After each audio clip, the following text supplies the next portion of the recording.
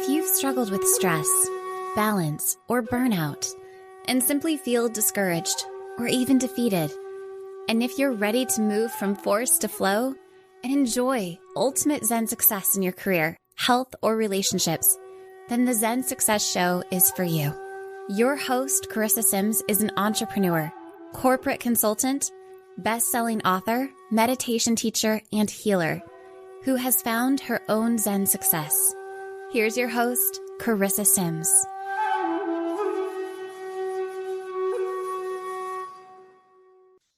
Welcome to this week's episode of Zen Success. Today, I have the pleasure of speaking with Braeden Anderson. I'm saying your name right? Yeah, you are. Okay, great. Top lawyer and entrepreneur Braeden Anderson leads the movement #Black Resilience. The name of his new book is also called Black Resilience, the Blueprint for Black Triumph in the Face of Racism.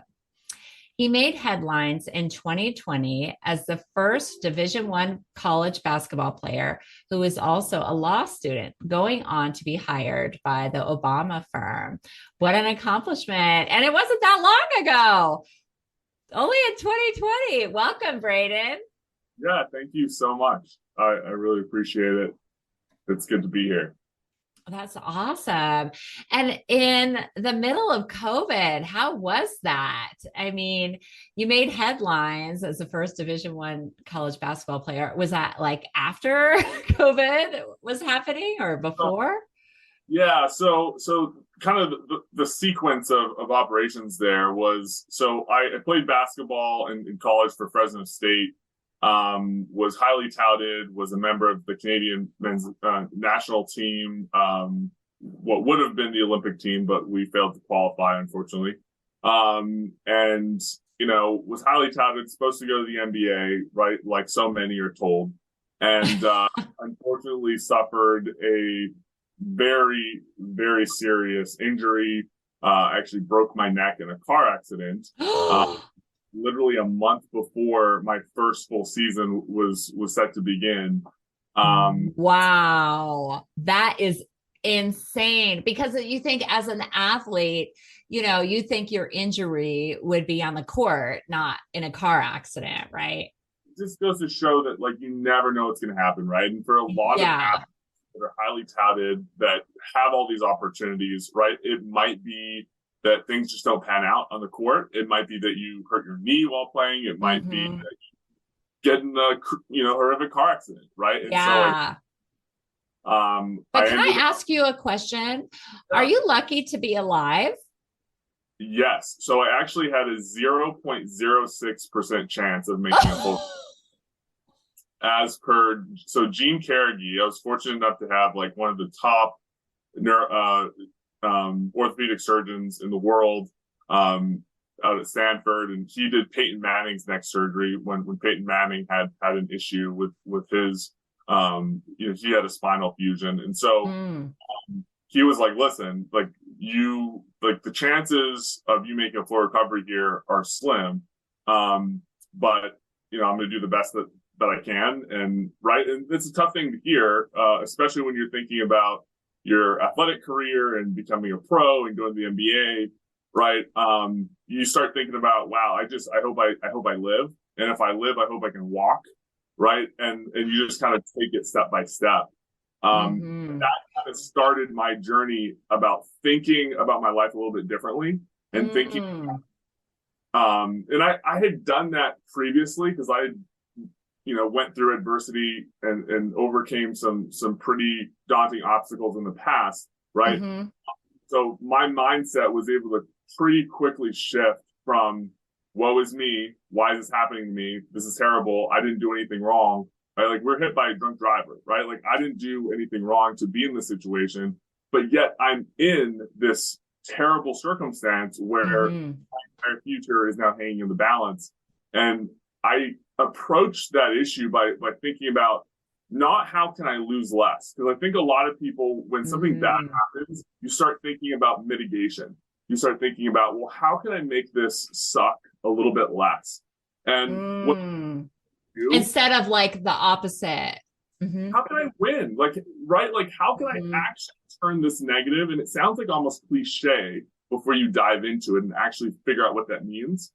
But how can I actually turn this setback into a win? Not a lose less, but actually a win. And in my current circumstance, there was only really one way to do it. Like there wasn't three or five. There's really only one way after really kind of taking inventory of what my options were, what the variables were that I could actually control in that situation. And it was essentially because I had suffered this injury, I qualified for a medical red shirt, right? Which gave me some extra year, an extra year of eligibility. And so if I graduated early, I could utilize the graduate transfer rule and potentially, if I'm lucky, right, if I am able to make a full recovery and play again, I could get more school paid for than anybody else. And so my new goal, right, before it was NBA, that became pretty unlikely at that time, right? But my new goal became I want to be the highest paid college basketball player of all time. And the way to do that was, you had to make history in a couple different ways. Like I had to graduate, I had to do 3 years of school in a year and a half, right? I maxed out credits. I wrote letters to the president of the university saying, hey, I have this crazy idea. I want to be the first person to play basketball while in law school, right? And that was my way of, again, if your goal is to become the highest paid college basketball player of all time, you're not getting paid in money, it's education. So how do you get the most valuable education that you possibly can, right? $100,000 a year legal education was that answer for me. And so that just became my mission from that point forward. And, obviously there was an entire journey that led to that, but yeah. That's fascinating that you had like such a specific goal, because before that, like you said, you were on track for the NBA and like that was it. Everybody just like that was what your path was, right? Yeah, you have to be able to pivot. And I think that's really, really difficult, especially for really driven people, because having a plan B detracts from plan A, right? And I think what you have to be able to do is big picture understand that there are only certain things that I can control as a human being, right? But I can control quite a bit, right? Mm-hmm. I can influence quite a few variables, and I may not be able to predict or control the outcome for each of them. But if I have a really good sense of all the things I can influence, you can send yourself in a general direction, right? And so if your goal is to be successful, right, no matter what, and to leverage every opportunity that comes before you to the furthest and greatest extent possible, right, that is a really good goal. And basketball for me, for many years, was my greatest asset that I had. It was the greatest opportunity that I had, right? I wouldn't have had the opportunity to go to college, for example, but for my athletic and basketball ability, right? And so ironically, like now I'm an attorney at the largest law firm in the world, but I wouldn't be here without basketball. And I think a lot of athletes especially, right, don't think about their athletic ability as this vehicle that really could take them way beyond sports, right? And I think that that's a lesson that a lot of people in life can think about. It doesn't have to be athletics. It's anything that any opportunity that you have. And it may not even be the be all end all. It may not be where you want to end up, but can this opportunity, even if it's not perfect, can it get you to the next step, right? Can you put together a plan that gets you from point A to B, right? And you can continue to grow and follow the path to becoming the person that you want to be. Yeah, that's so interesting. And I think that possibly could happen to athletes if they get an injury or if they're already getting paid, if they're professional. Because I was listening to a football player talking about brain injury. and how it like led him to retiring, but he's doing all this amazing research with kids and creating products. And so you're right. It's like sometimes something that happens to you could be your greatest gift or send you in a direction that you never thought possible. So I was wondering if you believe that you're the creator of your life. I think ultimately, right, there is a function of environment, right? Mm-hmm. Like there are a lot of things that just happened to me, right? Like I was born, my mom had me when she was 18 years old. My dad left me. She married somebody who was unfortunately abusive. That led to me going through a great deal of physical and emotional abuse as a child, led to me being homeless for periods of time. Those were a lot of things that I couldn't really control. I'm a child. I'm born in this circumstance. It's really difficult. It's trauma, right? But the way that you choose to respond, right? The way that you choose to react to your environment is ultimately, in my personal opinion, 100 times more important than what actually happens to you. In that That's sense, beautiful. I'm largely the creator, right, of my own life and my own circumstance, because so much of what a conclusion is predicated on how I actually respond, right? Because if the story was, like, for example, it would be very normal, right, Carissa, for someone who's dealt with childhood abuse, born into a broken home, was homeless, right, has dealt with all those different things. It'd be very easy to just cut the story off there and say, and unfortunately, Braeden had a really hard life. And, he turned to drugs and alcohol to cope with that stress and trauma. And, it's unfortunate. And that's why that happened to him, right? Or you could say, actually, he was really resilient. He was able to actually overcome that somehow. But then he broke his neck in a car accident. Even though he had worked so hard, even though he overcame so much, he broke his neck in a car accident. And that just kind of derailed his life, and things just really didn't work out. Right? You can have an excuse that is justified, right? That makes sense, that nobody everybody would understand. Yeah. Right. And then it's so easy to make that argument for each of those different things. And this happens all the time to all of us, right? Where something bad happens. Like, I think some pretty outrageously bad things have happened to me, right? But we all deal with our own massive problem, right? That is a huge deal to us. And it doesn't have to necessarily be hopelessness. It could be that you are getting out of a really, really difficult relationship, an abusive relationship that really, really hurt you and caused you a great deal of trauma, and you're having a hard time kind of escaping and moving on from that, right? And that nobody would judge you for, having time. But the question becomes, okay, what's the next step in my healing process? How do I take control? Because doing anything less, you're going to fall victim to learned helplessness. And I think that's something that isn't talked about enough.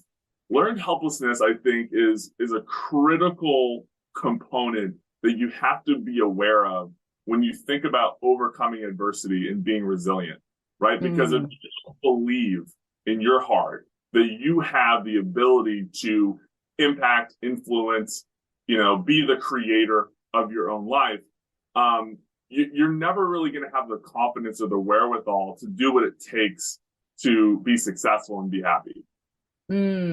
Yeah, that's profound.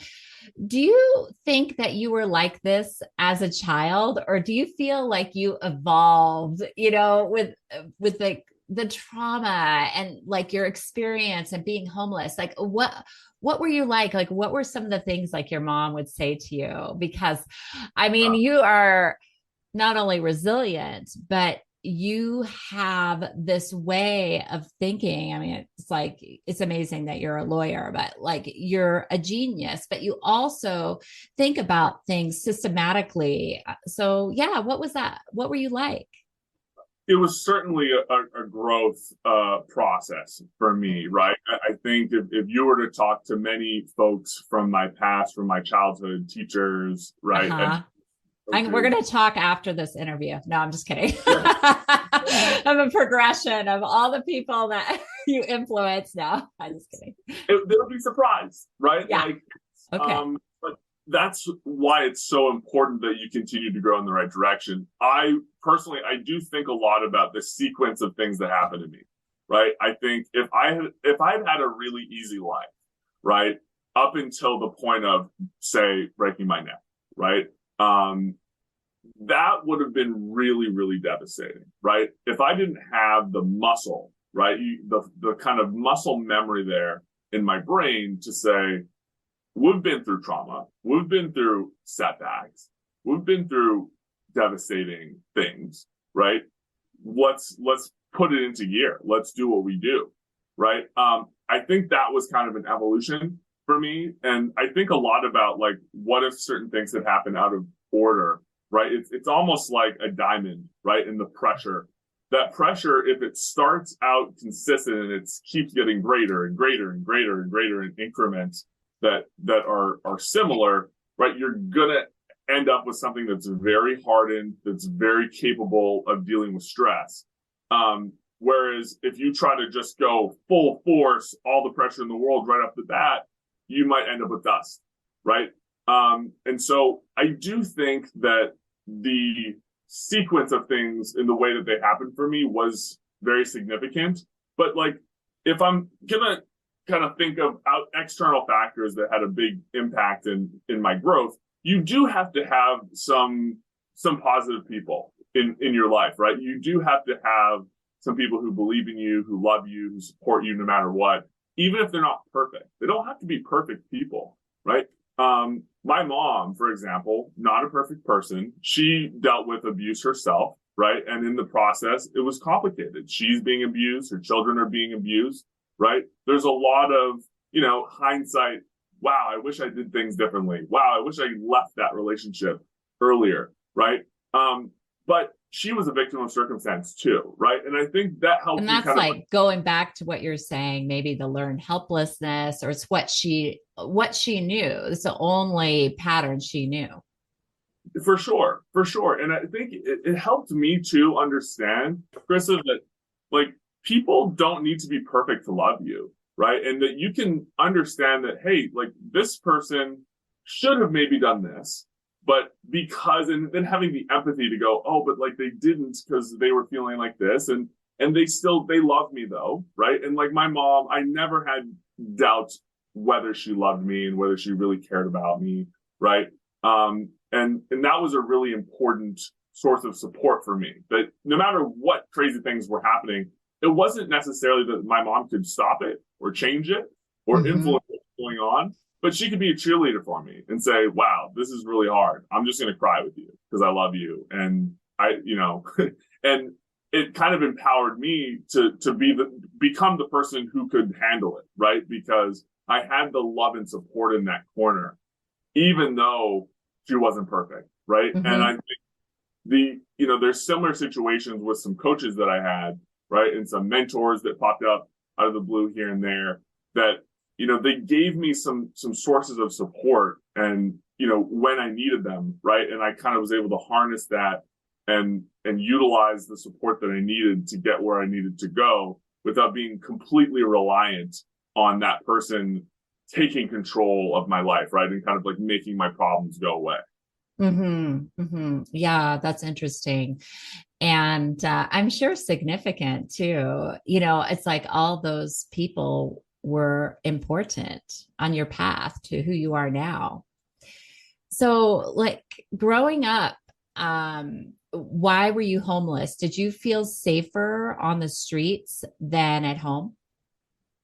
Yeah, so I mean, I dealt with some really unfortunate like home life situations. My stepdad, and I think this happens often, not to the extreme extent that it happened to me, but I think for some people, especially if you're dealing with mental health issues, right, and you're having your own demons that you're battling. Having a stepchild that's not your blood and kind of having to deal with that person, especially if they're a child who's a little bit more difficult than others, right? Like, it can be hard to deal with that. And I think the situation with my stepdad was, he was an unhealthy mentally, right, person, who had been abused when he was a child, right? And that led to him abusing me, right? And there wasn't the love there, right, that you would have as, your biological child, just the natural that I have this love for you, right? I think he saw his role as only a disciplinarian. And because he didn't have healthy relationships with his own parents, wasn't able to kind of form those skills, right? And those kind of understandings about relationships and how that dynamic was supposed to be. And so I did, I ended up running away for the first time when I was like 12. And, I'd lived, on friends' couches. I'd, lived with different families. I stayed with my cousin for about a year, right? And I just kind of bounced around. And did you come home occasionally or no?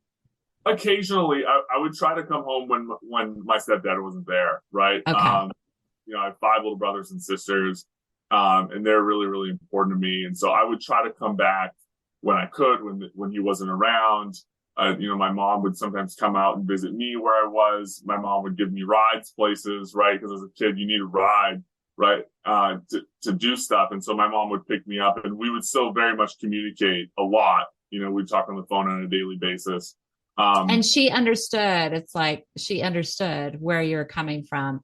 And it's like you have such a healthy attitude towards all of this, because I just want to say one thing about it. Like being a step parent is not an excuse, because there's even parents that will abuse their kids. So it's, obviously you have come to terms with that whole situation and you have a forgiving heart, and it's helped you thrive now.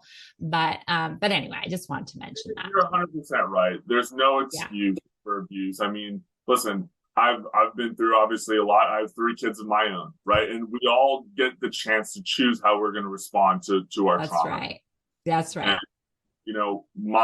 I actually, to be honest, it's been like the most healing experience ever being a father myself, because you're going to make me cry. That's honestly, so sweet. I get to like relive and like have those tender moments and like build those relationships, those father-son, father-daughter relationships that like I didn't get the chance to see and experience. And yay! You're healing your whole past by being who you are now with your kids. Yeah, I actually wrote a journal when I was a kid and like would write down things. It started early, like when I was young, really young. Like I started journaling when I was like 7 or 8 years old.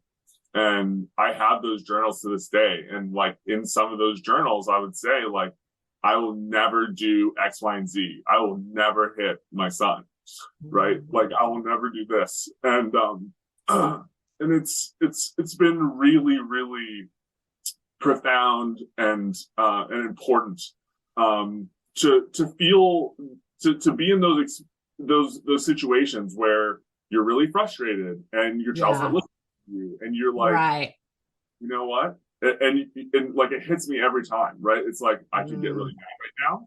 Yeah. But I remember like it's so close in my mind being the kid, right? Who is a little reckless, you put yourself in their shoes right away. Yeah. Exactly. That's amazing. So like, as you were journaling as a child, did you have dreams? Were you always hopeful for more, like a different life, like elevated life? Did you watch basketball players? Did you want to do that and be professional? Like, what was your light within, I was struggling to find it for a period of time, because, I grew up in Western Canada, and they're really the only form of success that I had seen, to be honest, was like oil and gas type. That's really like, those were the successful people that you saw. What about hockey? Is hockey big there or no? Hockey is really big. I didn't personally know like a professional hockey player, right? Or a family, right? Of professional hockey players, right? That's not something that I saw like directly. But like all of my really successful, the parents of my friends, right, who were really successful were successful in oil and gas. And I think that actually did have a big impact on me because a lot of my friends, when I'd go over to their houses, like it was kind of like I kind of explained my childhood a lot as like the Great Gatsby situation. Oh, were they really wealthy?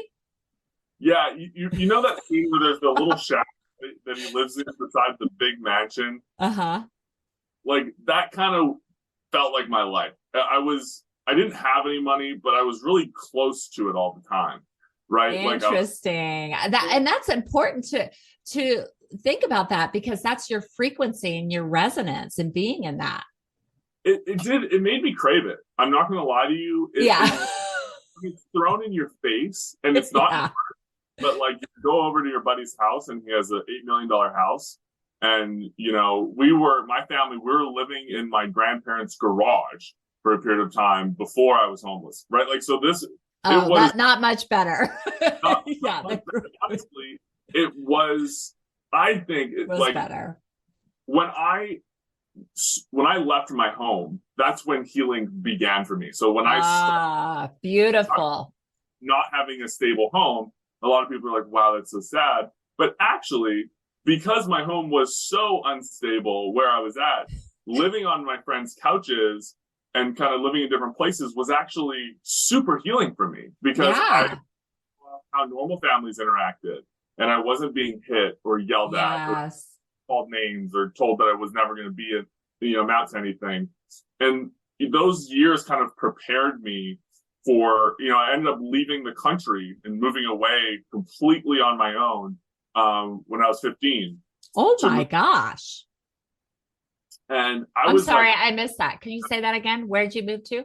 So the first place that I moved, that's how I like left Canada. When I was 15, I had an opportunity out of the blue to go to this basketball school, this prep school in North Carolina.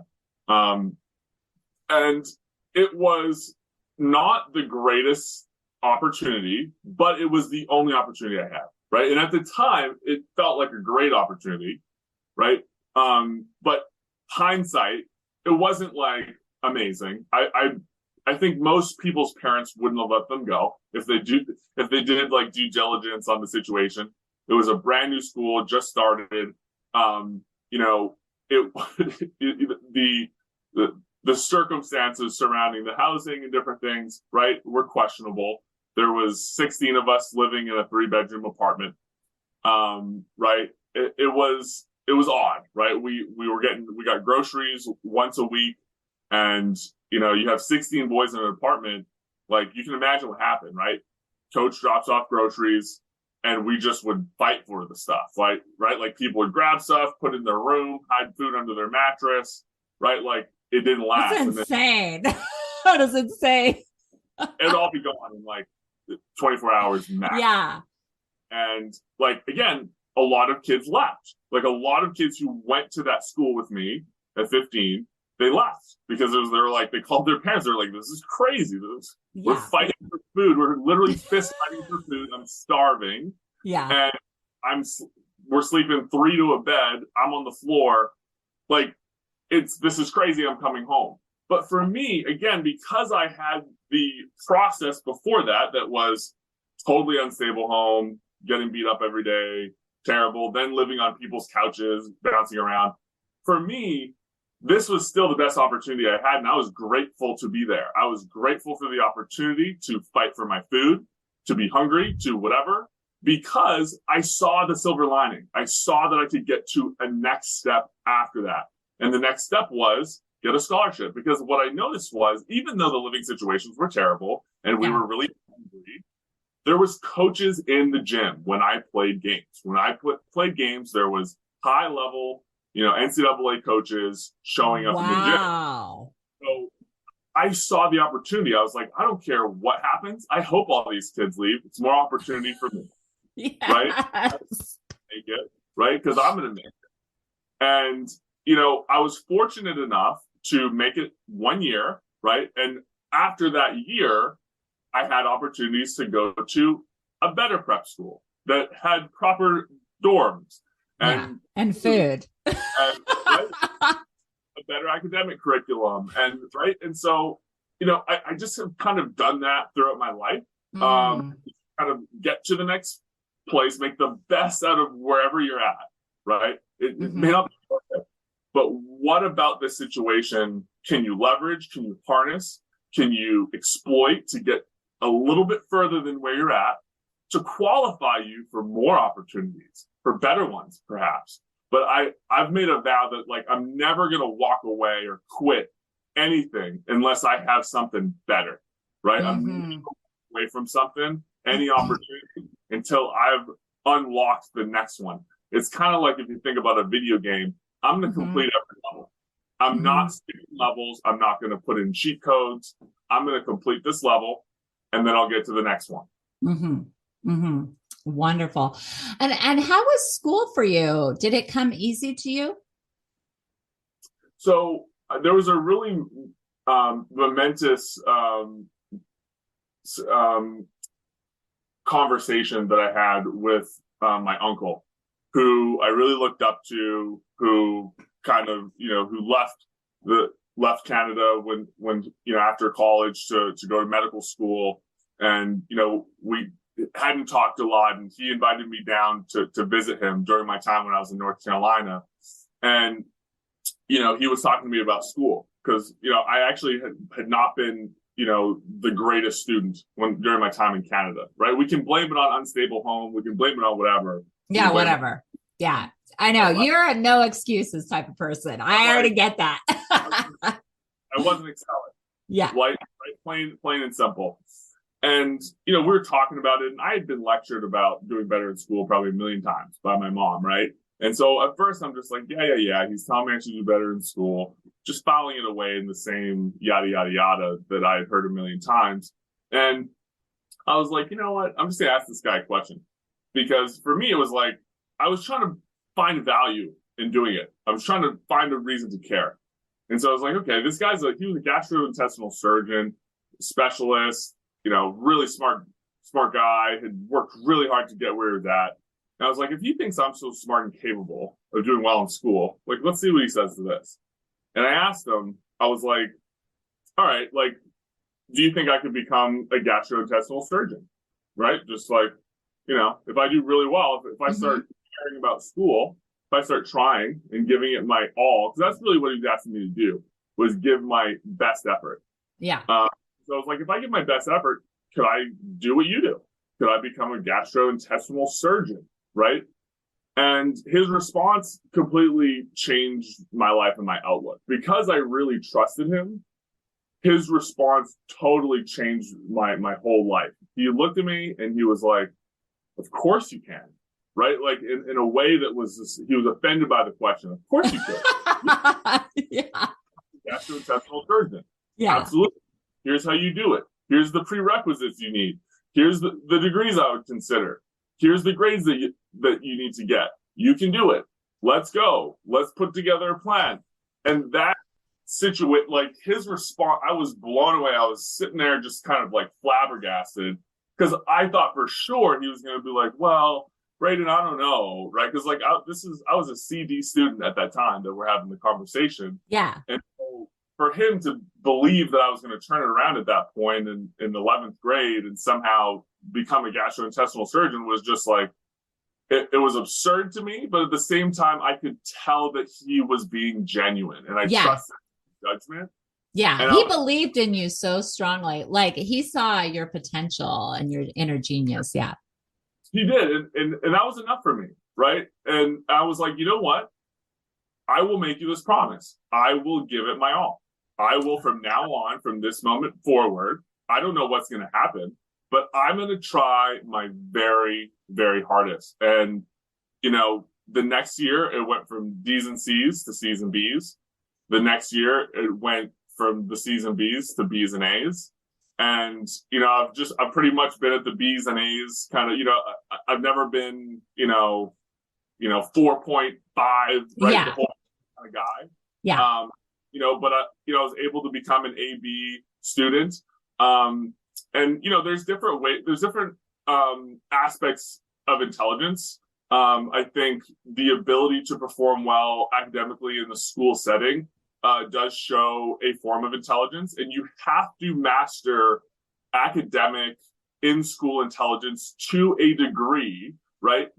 If you have a goal of like going to college or being a gastrointestinal surgeon or becoming a professional, right? Yeah. Like entrepreneurship's a totally different ball game, right? But if you want to do that route, right, there are hoops to jump through, and you have to master it to a degree.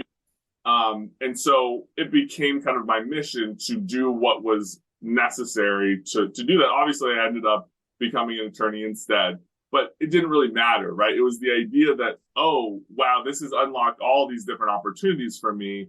Now I have options. Mm-hmm. And kind of the rest was history at that point. Yeah. Yeah. You really started to believe in yourself because someone else believed in you. That's great. So what is learned helplessness to you? We talked about it a little bit, and how can we overcome that? It's a great question. Learned helplessness is a condition that's caused by recurring trauma, right? That essentially teaches a human being that no matter what they do, they are not going to be able to influence the result of what happens to them. Mm-hmm. And that's a lie, right? That you found. it's a lie at some point, okay. Right? So often this starts as a child, right? Learned helplessness often starts very young. These kinds of ideas, these mentalities, right, that impact and kind of burden our thought of ourselves, they happen young, right? Because when we're young, when we're 2, 3, 4, 5 years old, we are very dependent on the adults around us. We're very dependent on the people who are taking care of us to make sure that we're put in healthy situations, that we're not being harmed physically, emotionally, psychologically. And when you are constantly being hurt over and over, it feels very helpless, right? It's kind of where it gets the name from. It's this helpless feeling that you end up, because it happens so frequently for a long period of time, it becomes learned. And you start to learn that you are helpless, that really there's no point, that bad things are going to happen, that things are not really going to work out, that I can't really control my environment, right? I'm just going to continuously be hurt from someone or something. Something's going to happen, right? And it makes it essentially it's a big confidence killer.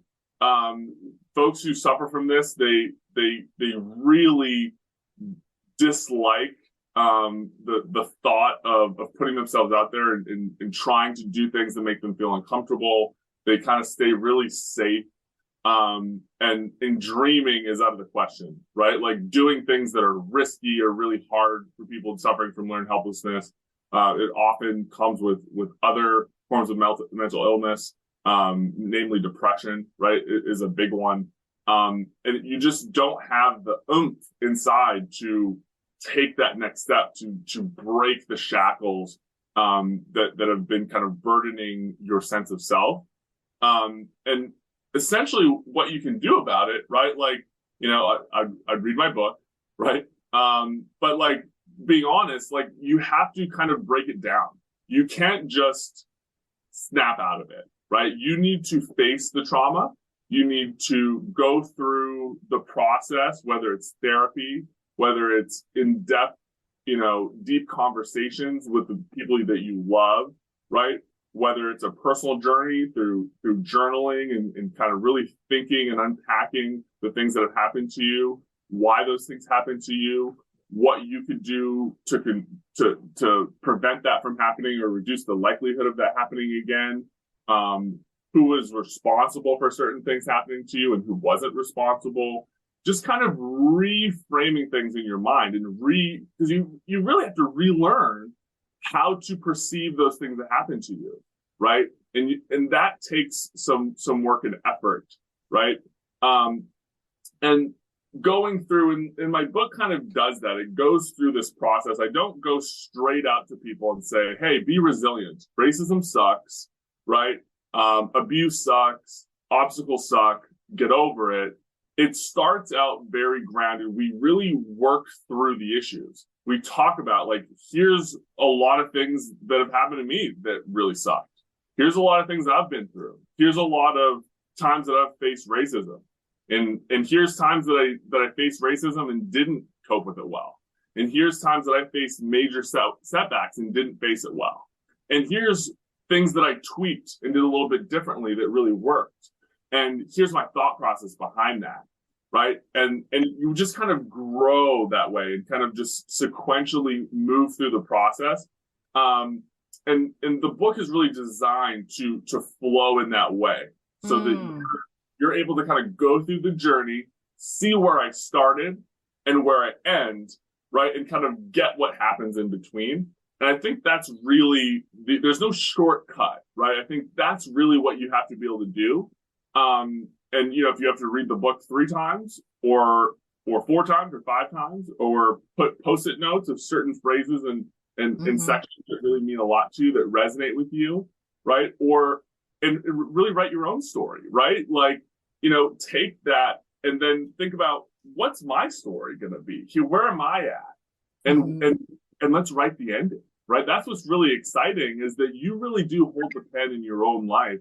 And once you write through and think through the really traumatic events that are impacting you, right, that happened to you in your past, until you work through that, you can't really be released, right? And so once you get to that place of freedom, it's really exciting, because you hold the pen. Now you write the ending and you write what happens next. Yeah, that's amazing. I was wondering, as parents, can we enable our children? I mean, can we have well intentions and be kind and not abusive, but still create a person that can have this learned helplessness by doing everything for them? I mean, I don't know. What are your thoughts about that? Because I know you were tying it into your trauma, but there also could be well-meaning parents that could create a child like this. I'm speaking up for myself too. Listen, that's something that I actually think about all the time. Oh, okay. Yeah.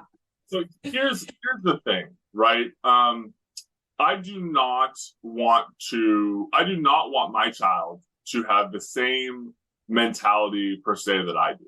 Right? In the sense that I know that a lot of who I am and how I've gotten to where I am has come from a great deal of pain and trauma, right? And some of that you really can't replicate. You're not going to be able to replicate the mental toughness that comes from literally suffering, right? Yeah. Like, suffering creates that no human should have to go through, right? It hardens you, like, it does make you more resilient. And I don't know that there's a way to shortcut to pure, like, good point, that comes with suffering. Yeah, the way to, and that is a big. It's a really important question, Carissa, because we all want the best for our kids. Yes, I want my daughter and my 2 sons to be able to overcome anything that happens to them. And at the same time, I don't want anything bad to happen to them. I know. It's like, it's a dilemma. Right? But part of it, right, is that, again, we have to focus. The answer here, to me, is that, again, it comes down to the fundamentals, right? We think about, as parents, just like I would tell you in any situation in life where we have an obstacle, we have an issue that we need to solve, we have to take inventory of the things that we can control, right? So, 1, we can't really control whether something really bad is going to happen to our child. We can do our best, right, to influence, right? So we can try to keep them safe. We can try to make sure that we're giving them good advice.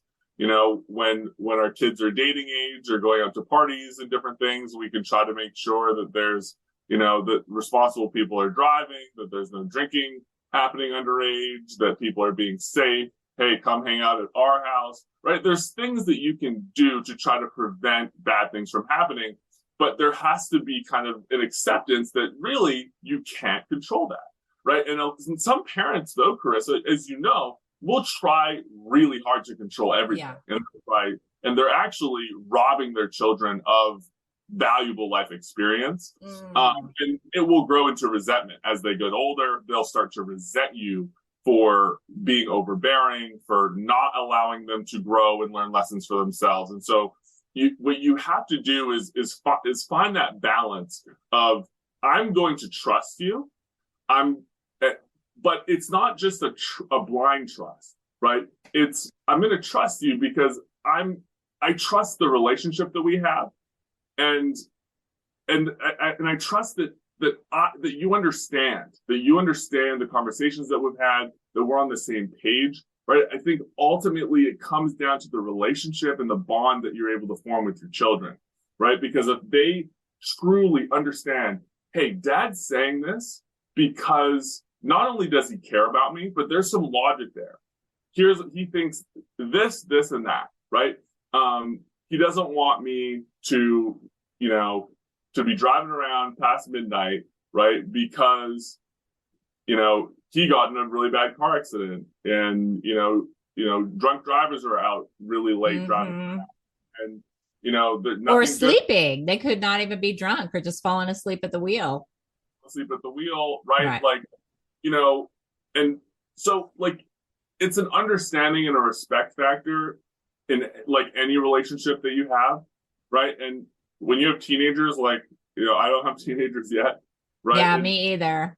There's a struggle there. Like, it's not always going to be easy. But it's normal. Like, you want your children to be independent, to fight you on things, to show their independence. Those are healthy things. And so I think as a parent, you really got to pick your battles and stay true to your compass, right? And have, like, your really firm items that you're never going to budge on, and have certain areas where you're willing to be flexible. But consistency, anybody will tell you in parenting, consistency is really the most important thing. But you have to have some flexibility, right? You need to be firm on some things, but you got to be flexible on other things, and be there to help talk your children through the big challenges and obstacles and setbacks that they face, and have a bond and a relationship with your children such that they will come to you. You want to be a safe person, not a person who's going to lecture them and jump down their throat and attack them when they tell you that they've made mistakes, right? Because if you can intervene and help their thought process, right, and be a truly safe person, that, hey, Dad, I made a mistake. I'm in this situation. I feel really upset about it. I'm really worried. I'm feeling a lot of anxiety. And that you can be a safe person that they feel comfortable going to, that can help you assist their thinking, so that when something like that happens again, they are learning again. It's everything that we do in our reaction to trauma, our reaction to setbacks and situations, they're learned.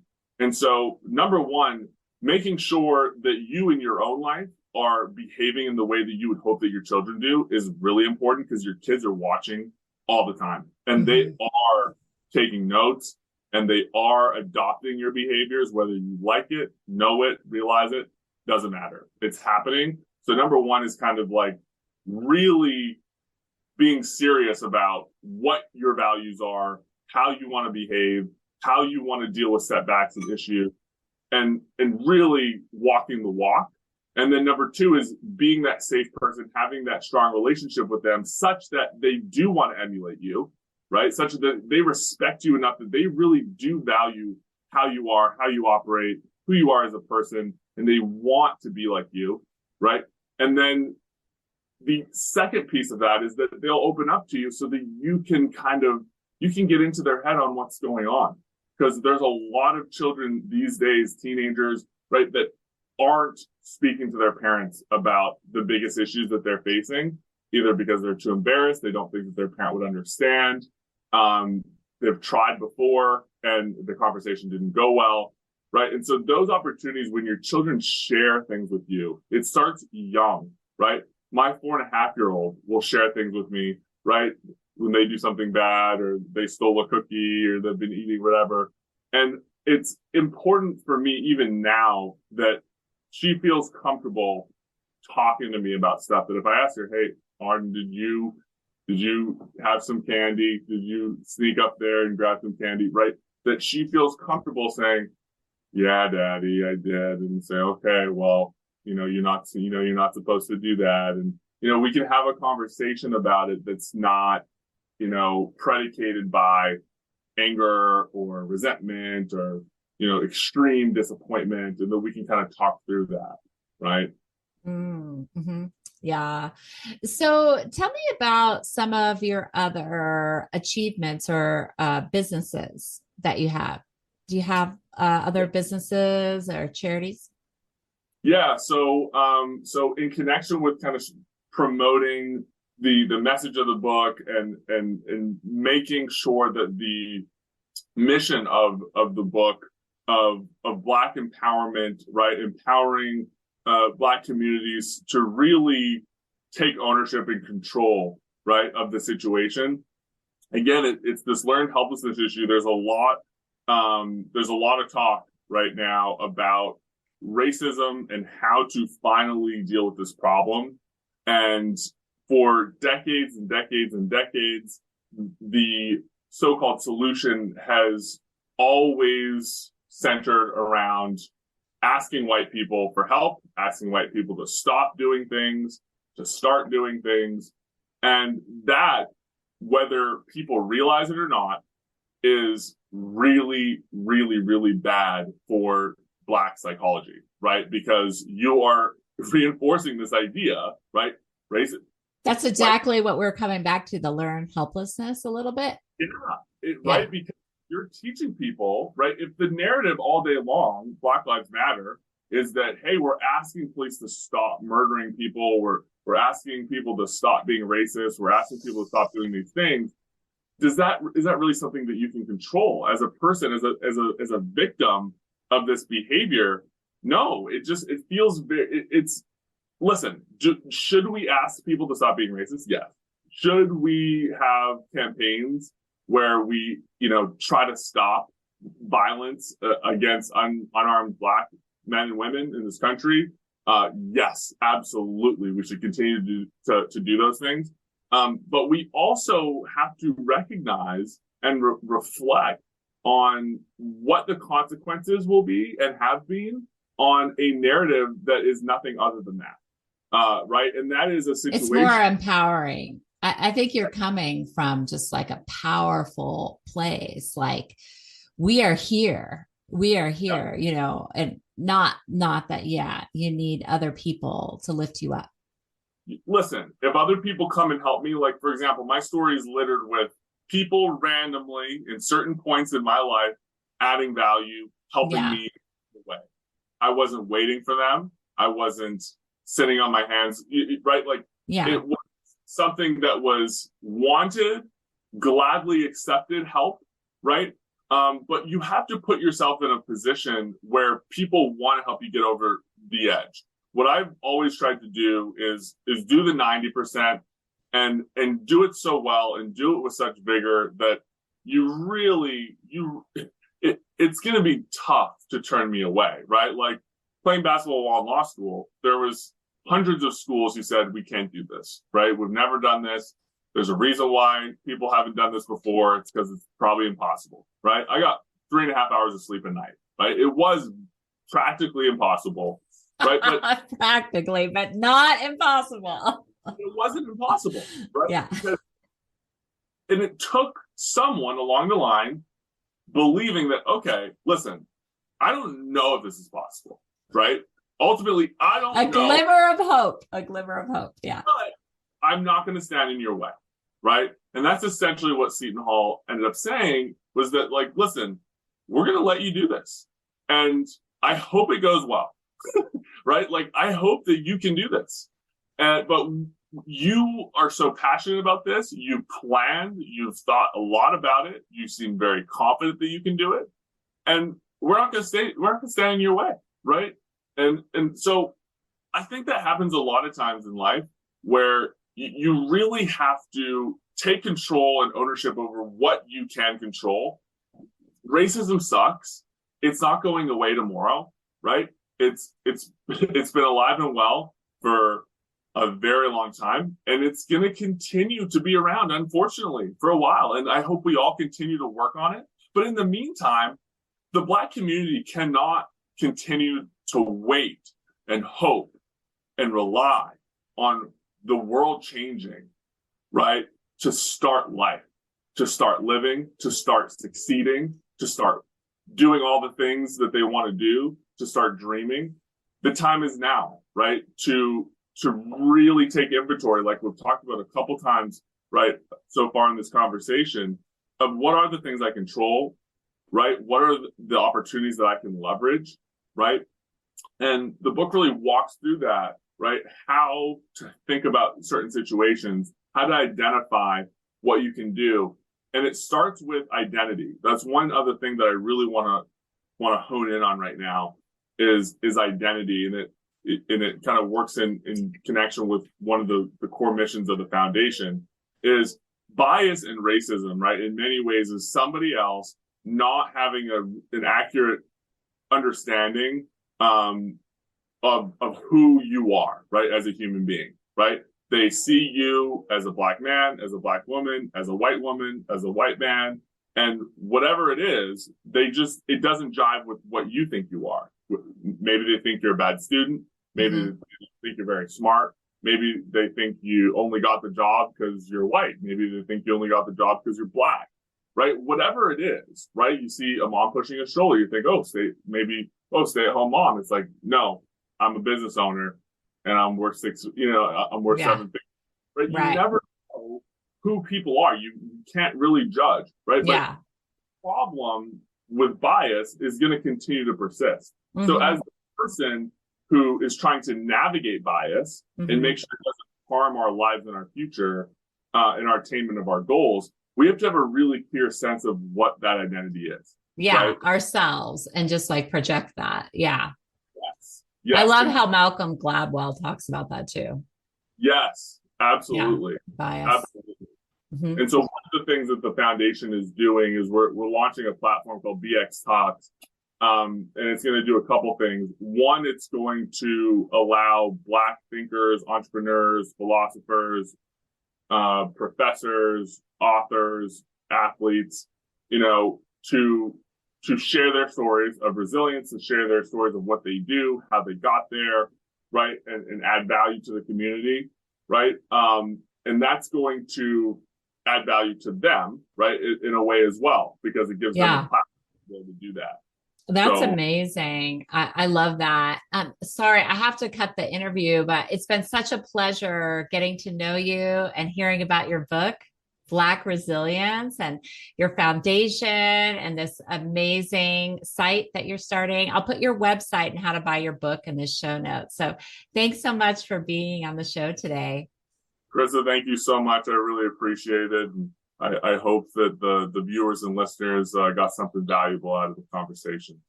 Yeah, thank you. Thank you to all the amazing listeners of the Zen Success Show. Because of you, we've reached over 101,000 average listeners a week, and we are thrilled with the response from our audience. It would really help if you could rate the show on iTunes and give us your feedback. If something really resonates with you about this episode, send my team an email at carissa@carissasims.com, and I'll connect you with a guest, or we can set up a free 15-minute reading. I look forward to hearing from you.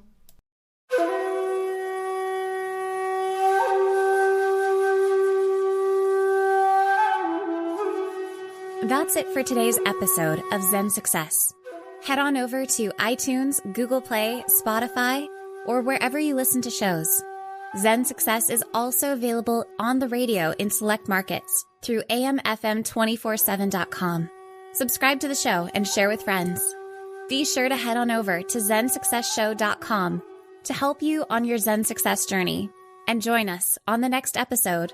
May you find your own Zen success in life.